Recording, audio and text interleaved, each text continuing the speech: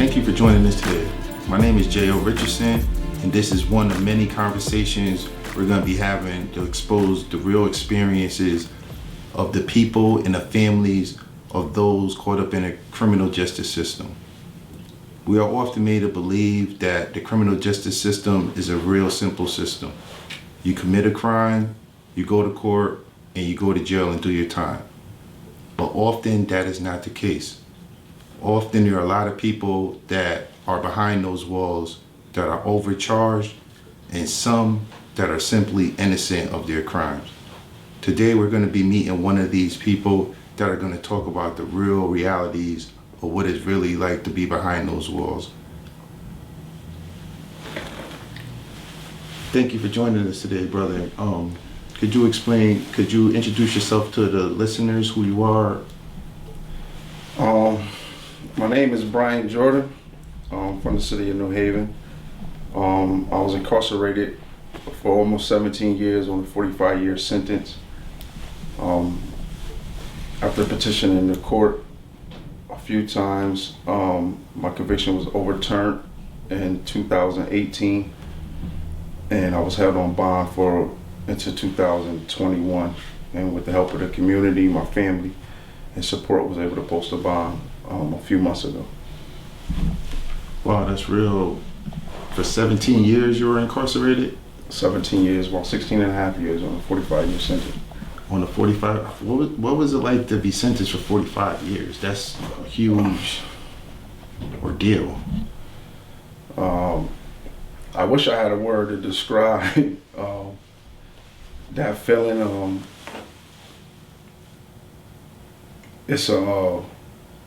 It's a tremendous loss of yourself, your family, what you were, and it's a birth of what you need to become to survive that sentence. So it's a weird feeling. You're losing yourself, but at the same time you need to find a person to navigate the waters to ultimately make it back home. Wow. And I know you said you did 17 years of a 45-year sentence, and that sentence was ultimately overturned after doing 17 years. Can you speak to how the sentence was overturned or what led to that? Well, while I was incarcerated, I spent a lot of my time learning how the court system worked, and reading a lot. So it was through those efforts mainly that I figured out what were the pieces that was missing in my case to bring something back to court. Through those efforts, my conviction was overturned after the judge heard evidence that wasn't heard before. Wow, that must have been a beautiful time to really be validated after years of advocating on your behalf. How did this toll set on your family and other people that were supportive of you during this time while you were advocating for yourself behind the walls? I never really, I guess you notice it when you're little that, a lot of minority men are like absent from families, but I guess when you're growing up, you don't really take heed to roles in families, like how much women are filling a lot of, and I don't want to say like traditional roles, but just the absence of men.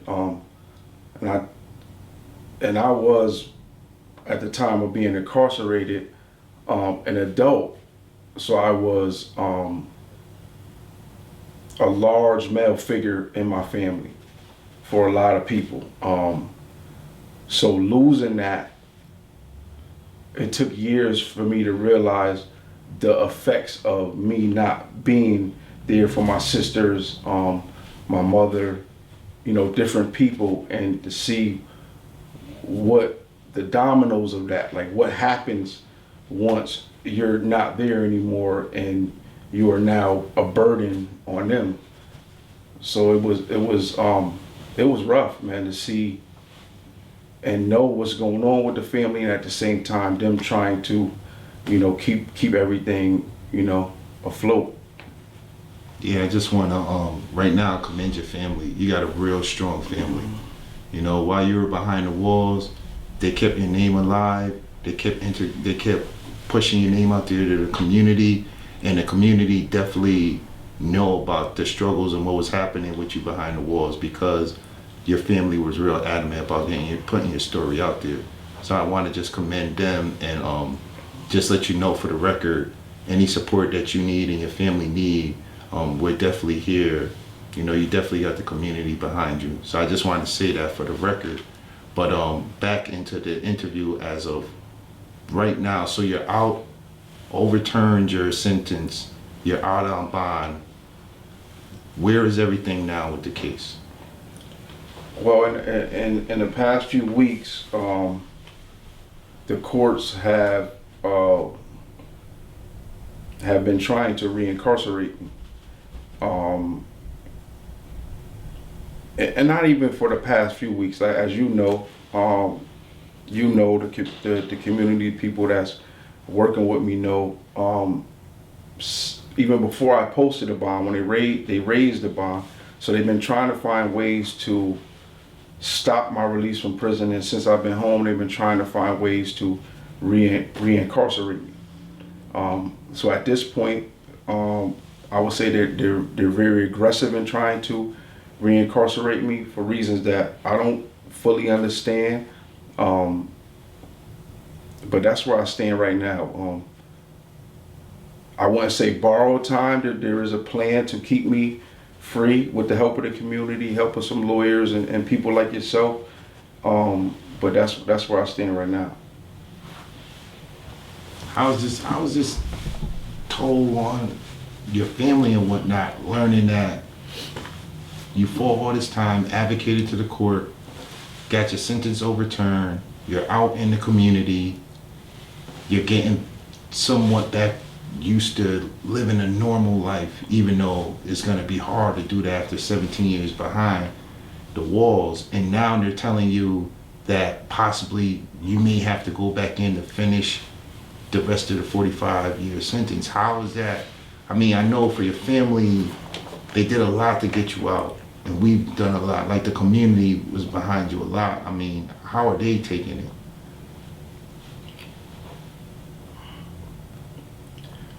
I mean, it's a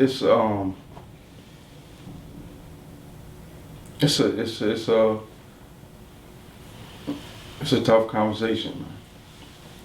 So it's hard to tell them, like, we live in two different realities, like, you know what I mean? So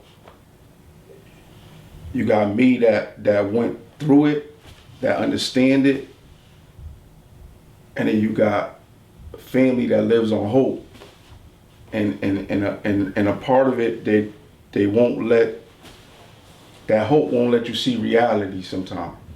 So you make decisions based on hope. I'm making decisions based on reality. So it's a hard bridge to cross, and it's a hard conversation to have because you cannot prepare for it.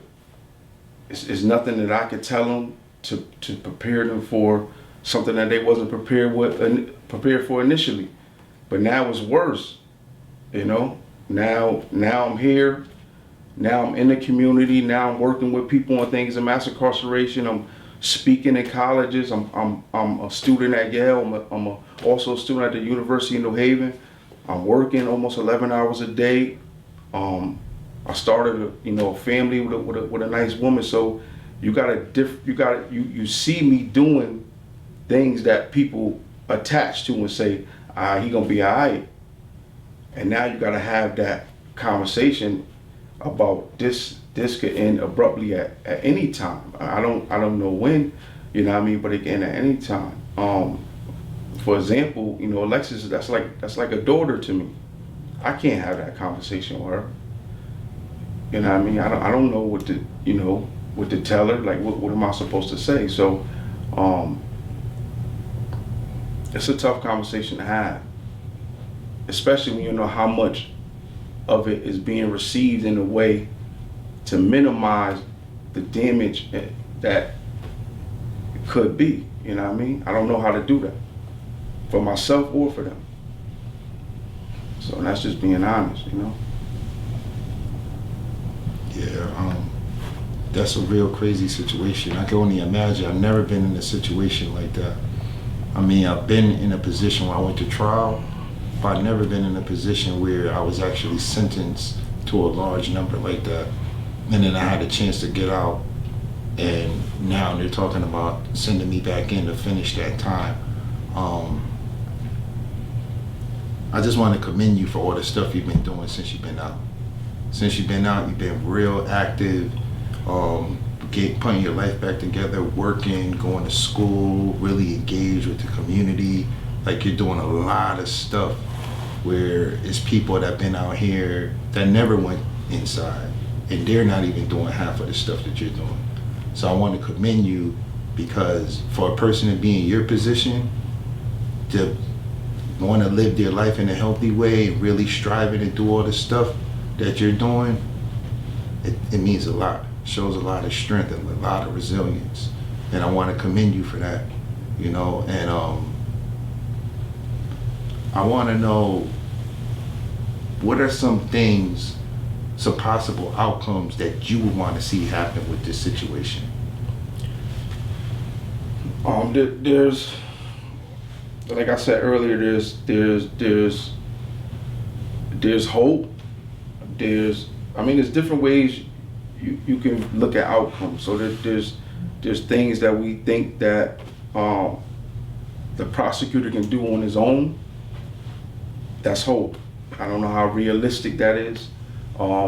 They can relook at it and keep things the way they are. What people need to understand, and I have to remind myself, I don't have to be reincarcerated. There is that decision has not been made by anybody yet. It's on the table. So the prosecutor can make an independent decision and consider what I've been doing, consider the support I have, and not reincarcerate me. So that's the hope side of things.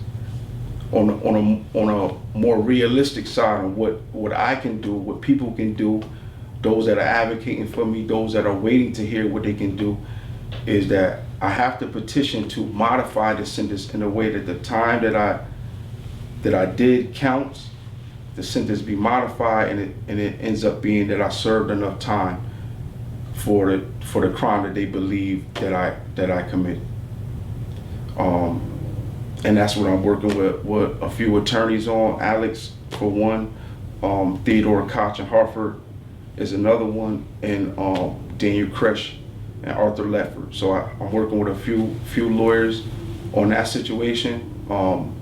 Financially, it's a problem because I gotta raise the money. So we got groups and GoFundMe's, help keep Bryan Love Jordan home is one, and that people could look, and all that information is there, you know, more detailed in this conversation for those that really want to go a little bit more in depth. But those are kind of the two outcomes that would avoid incarceration. A simple modification one day in court could avoid me being reincarcerated, and it's all up to Patrick Griffin, the state's attorney for the Judicial District of New Haven. It's not really up to a judge, it's up to the state's attorney to make that decision. So the more people petition them, calling them, emailing them, supporting me, the better.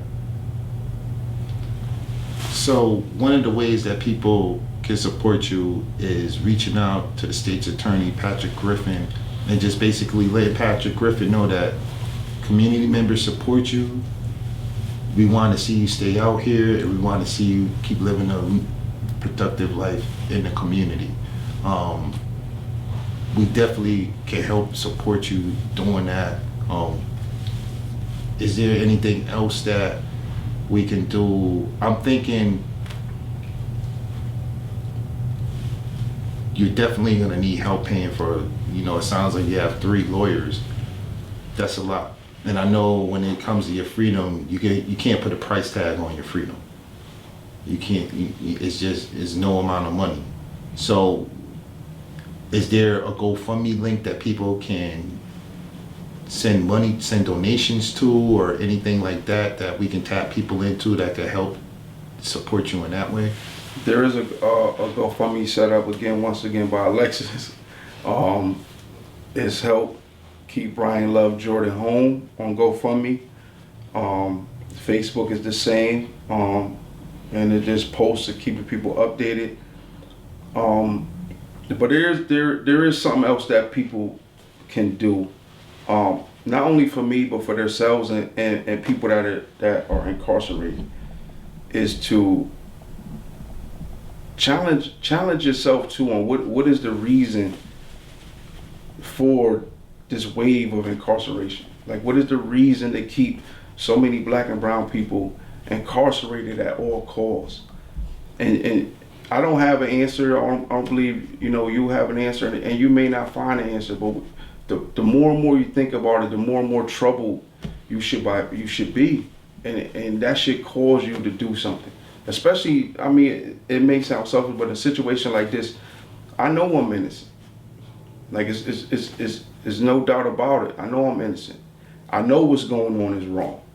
And like you said, financially is the problem now. If I had the finances, I won't be reincarcerated.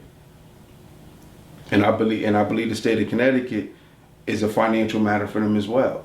And I believe that's how they look at it. But it's sad that that's what is really boiling down to. But that's what can help me, is people, really thinking deeply and caring about the injustice that's facing so many people that that we know, that we grew up with, that we seen caged in, still in there. I hear from them all the time, and they rooting for me. I know it. I know exactly what I represent to them, as well as to my family. But I know what I represent to them dudes. I know. So that's a bigger picture. It's crazy that you just spoke about people inside, because that's a leeway into my next question. A lot of people don't really know the significance of what you achieve by just getting your sentence overturned, because it's a lot of people that's behind those walls, and I've been behind those walls too, and I've seen people on a daily basis fighting to get their sentence overturned. People that have been dealing with certain inconsistencies or certain things within their case. And a lot of times those issues go on deaf ears for many years. I mean, there's people that I know personally that did a lot of time before the courts are able to listen to them. And I know just being behind those walls, it could be real hard to really advocate to the courts, and there's a lot of struggles that you went through and that people are behind the walls are still going through. Can you speak on some of those struggles that people have to go through just to even address the court, to have them even acknowledge the wrongs that's in their cases? If anybody knew me in prison, I worked on a lot of cases, right? I worked on for years. I worked on a lot of cases. So I would say this from personal experience. The biggest problem, and probably why people spend so much time in prison, is reading and writing.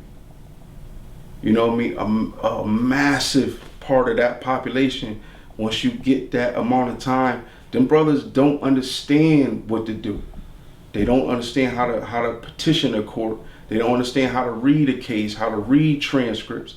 And unless you got people around you that care enough about you to teach you how to read, teach you how to write, teach you how to use a dictionary or a library, it's like being in the middle of an ocean, because you don't know where to turn, when to turn it, when to mail it, when to respond. And a lot of it is you don't have a lawyer yet. You got to show the court something for the state of Connecticut to pay for a lawyer for you. But until you figure out competently enough on how to do that, you on your own. Your family can't help you, your friends can't help you. That's really that's the biggest problem, is literacy. You know what I mean? Those brothers are, and a lot of them don't, you know, they're not in a mental place to want to do that. On a legal position, the state of Connecticut is just, once you are convicted, it's 90, almost 98% chance your conviction will not be reversed. And it's all type of political reasons. It's lawyering. It's destroyed evidence. It's hid evidence. It's police corruption. It's shaking hands and winks. And we're expendable. You know, black and brown people are expendable. You know, the loss happens on a regular basis. That's just one place where people are lost too. But you know, you got education, drugs, violence. It's many ways that we are just expendable. That's, you know, one of the ways. So it's many factors to it, and it's not all legal, you know. So that's just my personal experience, just dealing with people in there and what came across me. What are some resources that we should have to support people inside or in positions like you? Support them and their families out here. What are some resources that would have helped you and your family through the transition period when you were advocating to the court? That's a good question. I know you spoke about lawyers, and you know lawyers cost money. So when you're behind the walls and you don't have any income coming in, that's one huge obstacle. But finances is always a problem when you're incarcerated. You know, especially legal expenses, investigative expenses. But one big thing is helping keep families together and also, man, people that know,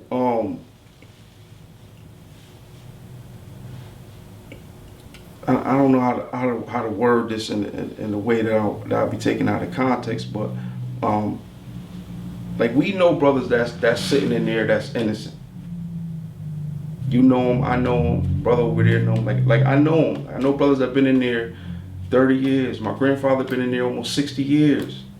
My grandfather been in prison almost 60 years. I'm advocating hard for him. They shout his name out. You know? Arthur Davis, they call him Muhammad, Sheikh Muhammad. Sheikh Muhammad, Arthur Davis, a real solid brother. Yeah. I know that brother.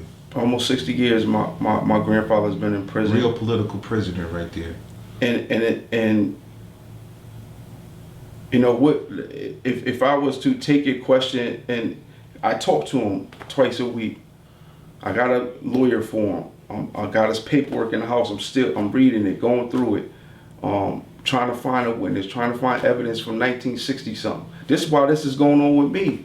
You know what I mean? I'm still nightly picking it up, going through the boxes. What they miss? What can I do? But if I was to take your question, it's like, you know, what? How do you fill those holes? You know what? You need so much. You know what I mean? You need so much. He got 8 consecutive life sentences. You know, he's dependent on me. Wow. You know, so it's that's what I mean. It's many factors. It's many things moving at the same time to keep that machine going. It's a hard question to answer, but being there, being honest, we know what people need in it, but we gotta have brothers willing to advocate. To put things to the side and really put some of these things, you know. Yeah, I think it's real admirable, like just listening to you speak, and you're advocating for your uncle. You're advocating for your grandfather, and they're trying to make you go back or possibly finish a sentence. In me personally, all my energy would be into staying home, doing whatever I could do to stay home, and you're still taking some of that time to advocate for your grandfather, you know, to tap into some resources to help your grandfather. You know, I feel it's real admirable, and I feel like it's an obligation. You know, I feel like when we're blessed and put in certain situations, we have an obligation to help people that are not in blessed situations. You know, I was victimized by the court system. Had issues with police or whatnot, and I felt coming out on the other side and still being blessed to be here to talk about some of that stuff. I have an obligation to help others that are not in a blessed situation like mine. You know, and when I look at you and I hear your story, I hear you doing the same thing. You know, you're advocating for people, and I see that a lot with people coming home. You know, when people come home, they advocate for people on the inside still. They still try to help people that they left behind. They don't just leave them behind and turn their back. You know, not everybody does that, but I see people doing that, and that's real admirable, and that's how we have to do. We have to help one another out, especially when you know people been wrongfully convicted, their sentences are not a good sentence. If it's hard for people to advocate behind the wall. So if you're blessed enough to come out here and help them advocate, that's real admirable. And I just want to salute you on that.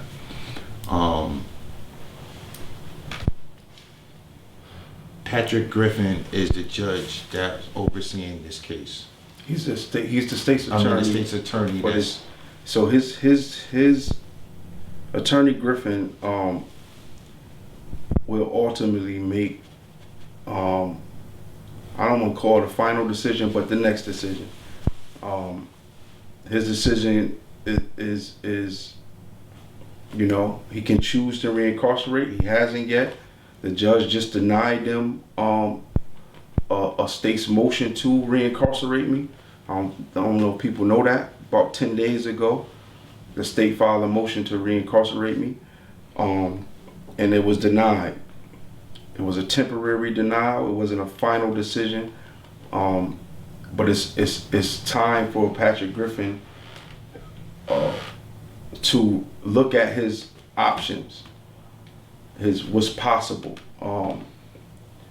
And the more and more I think about it, it's more realistic to modify the sentence.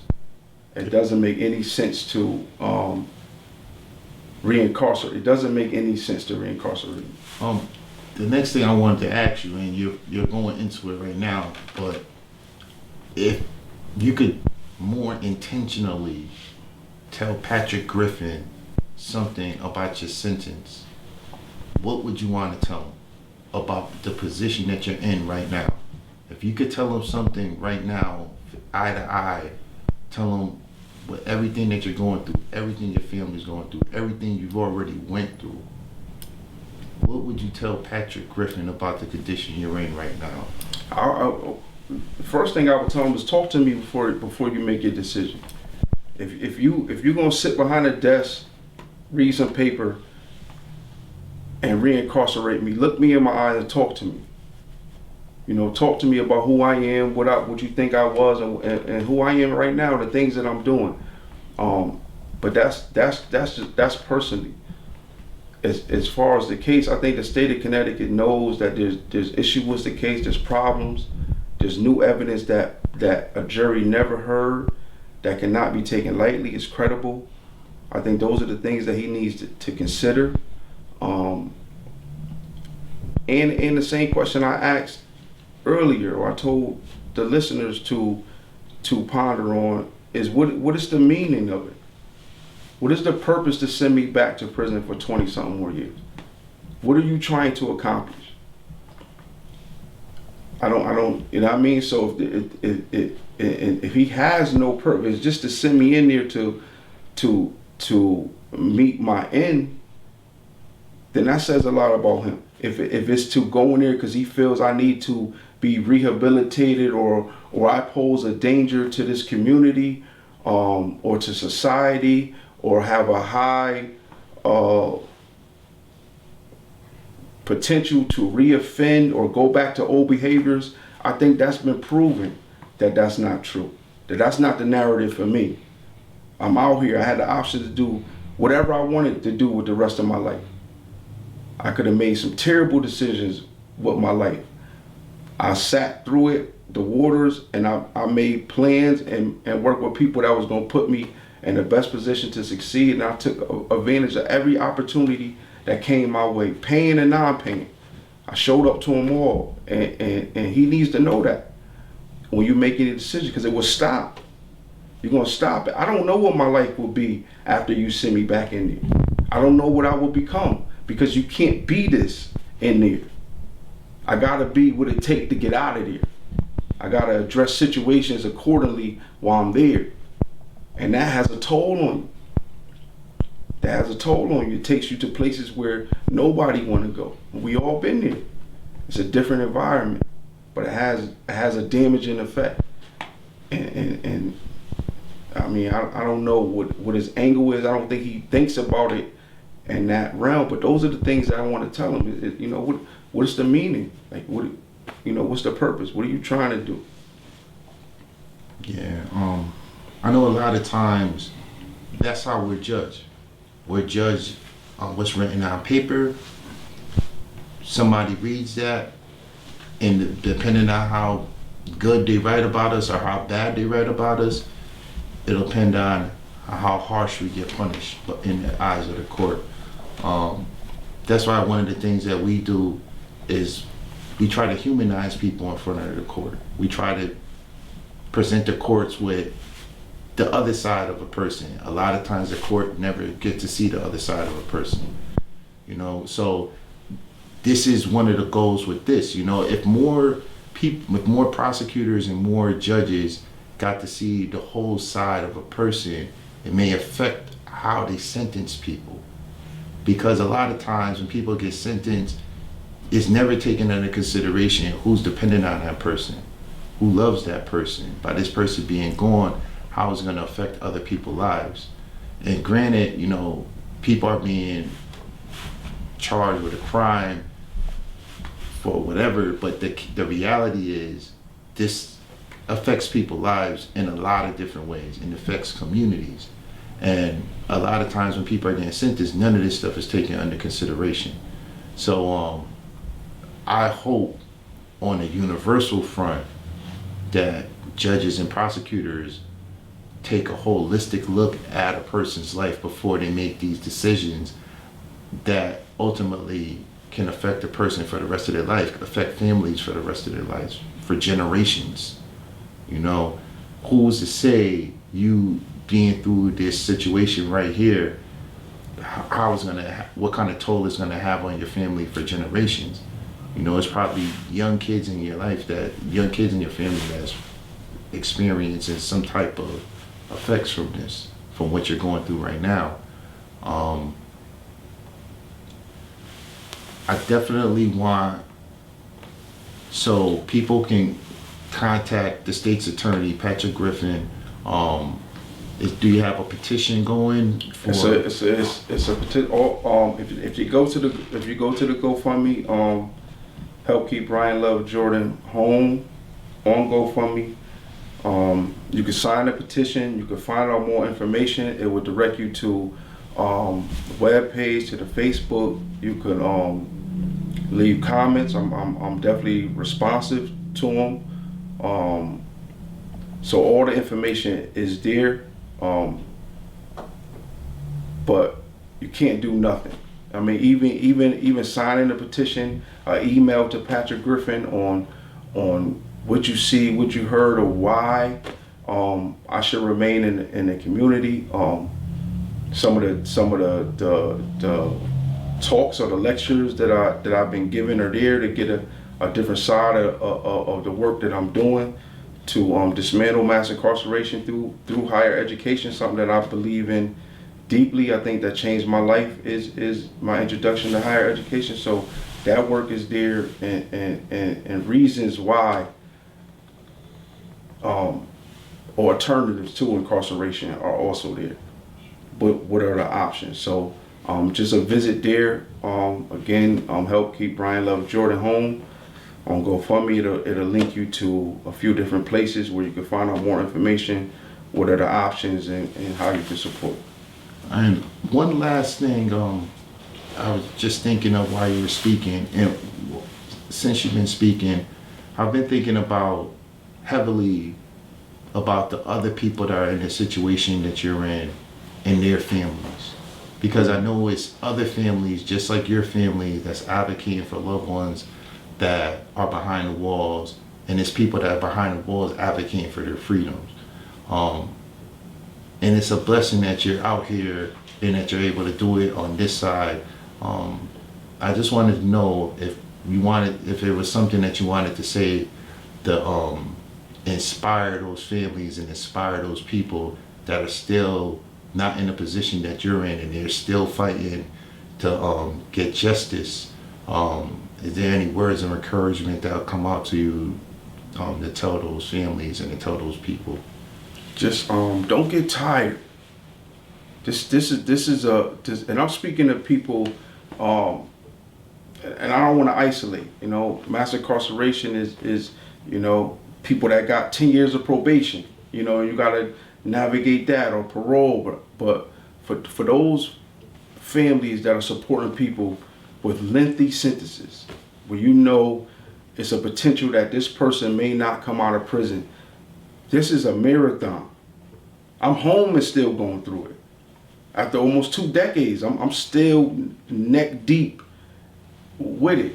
It's a marathon. You cannot get tired, and you cannot be dishonest. You know, when I went to prison, I could barely read. It took a brother from Bridgeport to see something in me and convince me to come to the library to learn to read, so I could read my transcripts. You know what I mean? So when you have a family member in that situation, you know what his educational hurdles are. You know what his social hurdles, you know what his addiction hurdles are. You need to be honest. You need to be confrontational. You need to tell people what really matters. You know what I mean? Instead of just them 15-minute calls of filling somebody in on things that are not going to do them. You need to light fire under people, because that is how you support them. You don't support them just sending money, accepting calls. You got to constantly remind people, bro, what are you doing in there? What's the last thing you read? Tell me something about the case that you doing, not what your lawyer doing. What are you doing? How are you advocating for yourself? How can I help you with that? You know what I mean? And those are the things, when you hear from people that you know are waiting on you, that are depending on you, it hit different. It hits different when you know, I got to get back to you. And you got to be honest. It's a confrontational relationship. It has to be, because that's how we are raised. I learned through confrontation.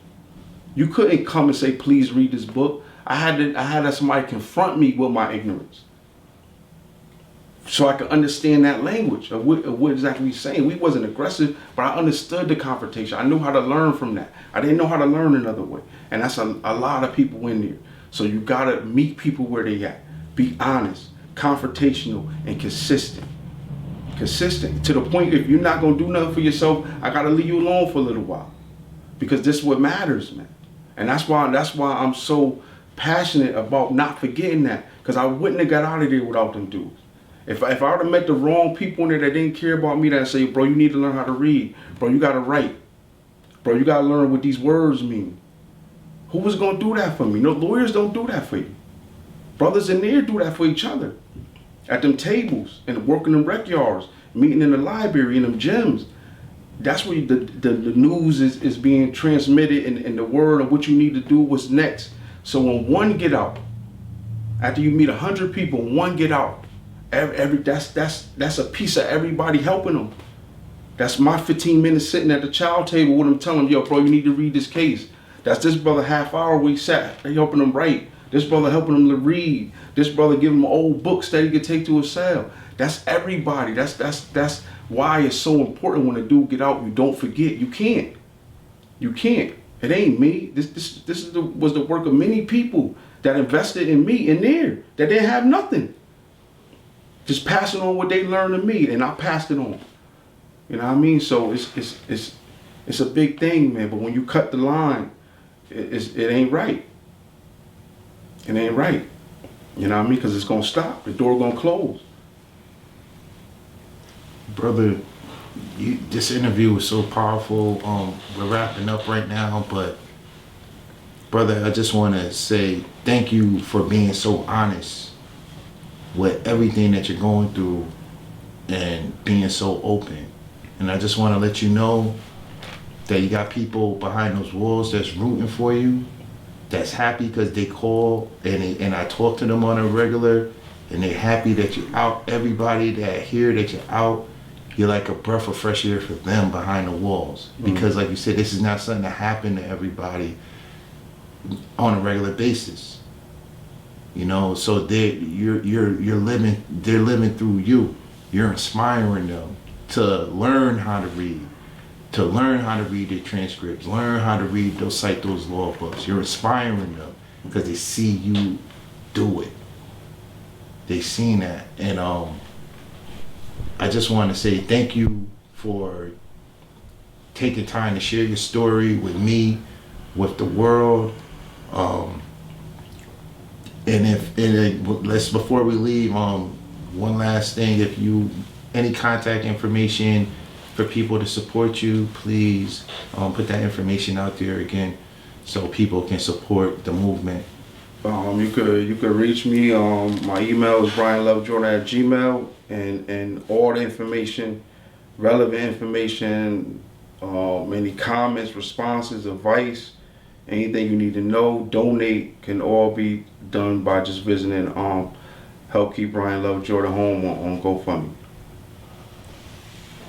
Again, I want to thank you for taking the time out to talk about your experience, and I want to let you know that me building it together, Connecticut Bail Fund, and that's a community as a whole.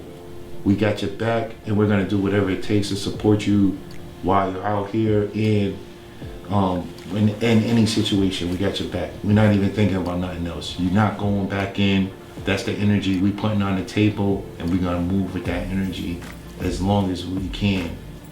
So that's the energy that's out here, and we got support from all of us. I'm turning this into actual reality. The next time we talk again, it's gonna be about how that reality, how we turn this conversation into a reality. So, all right. So with that, thank you for everybody for listening, and we're gonna have many more conversations to follow. Peace.